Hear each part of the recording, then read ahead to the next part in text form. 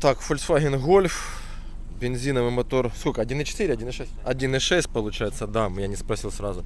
В общем, человек купил недавно, у него чек светится, говорит, что-то слабо стало тянуть. Значит, по диагностике я заходил, там ошибка, слишком бедная смесь. У машины на холостом еще хоть куда не шло, там 5-8, ну иногда 12. Но когда начинаю я наваливать обороты, вот сейчас будет видно, сейчас ногой дотянусь. Вот, даю 4000 оборотов, у нее уже там плюс 25. И у машины получается, на холостых она хоть как-то успевает себе, когда нагонять. Надо тут проверять бензонасос, он как-то странно работает, аж такой гудит. Состояние фильтров и форсунок, потому что даже если резко нажимаем на педаль газа, у нас вот такой провал. Вот.